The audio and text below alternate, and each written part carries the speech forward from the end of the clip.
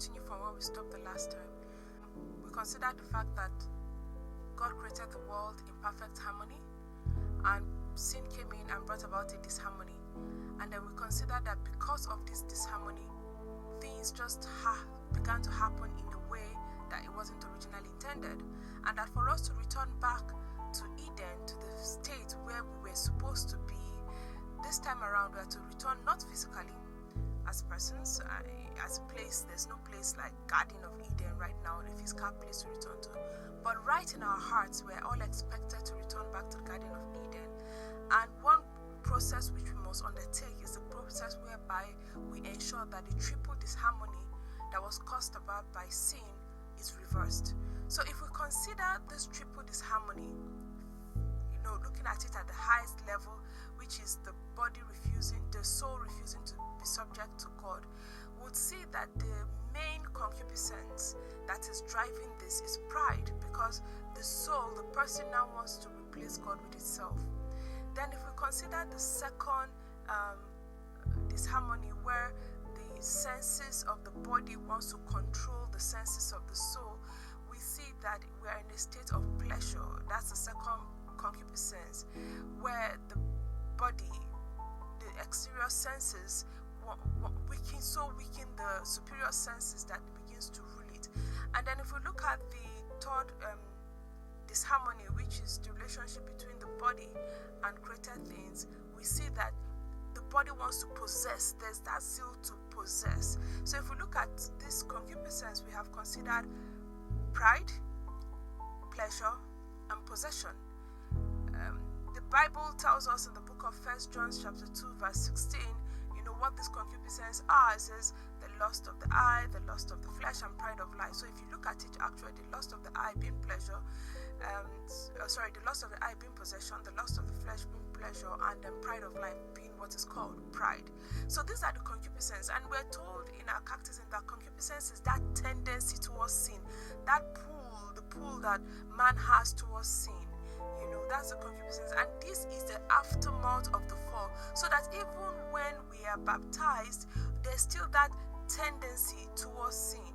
It is that tendency towards sin that's in the concupiscence, and that's what we have to struggle every day. We fight in order to be able to overcome. Let's even consider closely the temptation of our first parents, Eve, and we see this concupiscence there. So the devil came to her and said, is it true that God says you cannot eat of the fruit of the garden?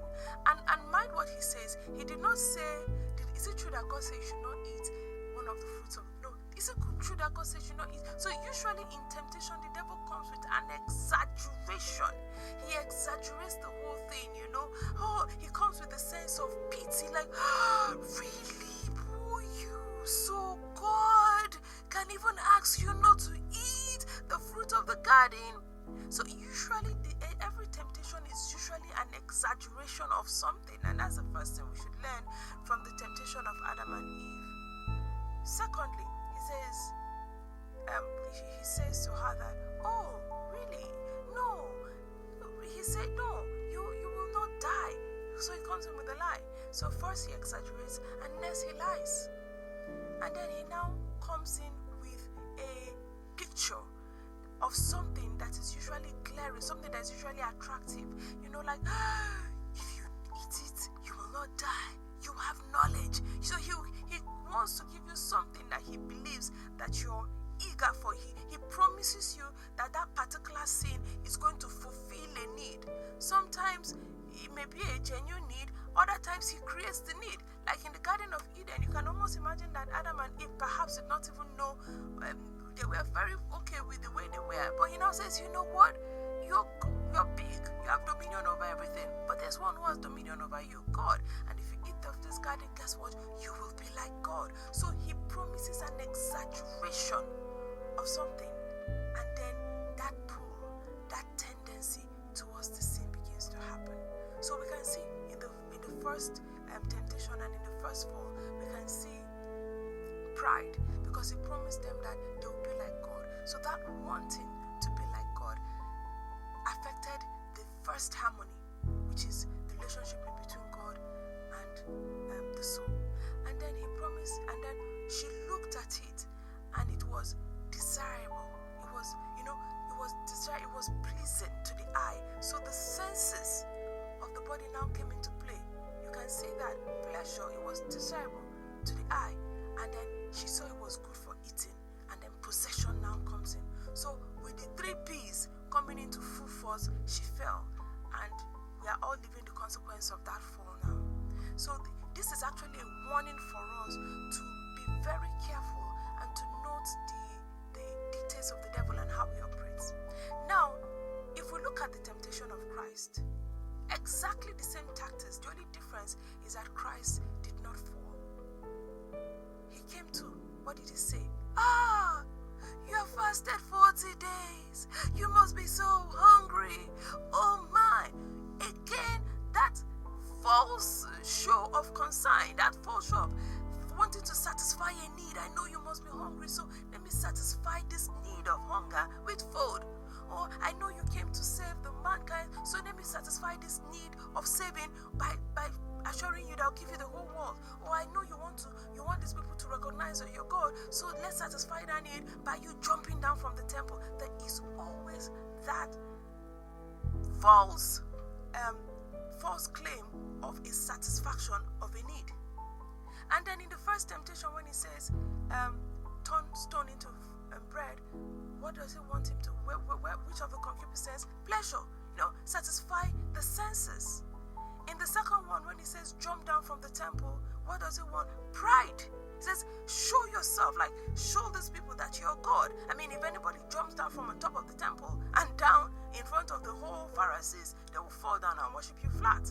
And then the third one, possession. Same thing. I will give you the whole world, and you will possess the whole world. No struggle, no while. I'll just give it to you. Do what? Worship me. And even in each of the temptations, you see almost the 3 concupiscence. He's asking God to worship him, which is the greatest need of the devil, to be worshipped by God. The devil wants to be worshipped by God. And that's why even as Christians, it's as though once you're a Christian, your temptation is more.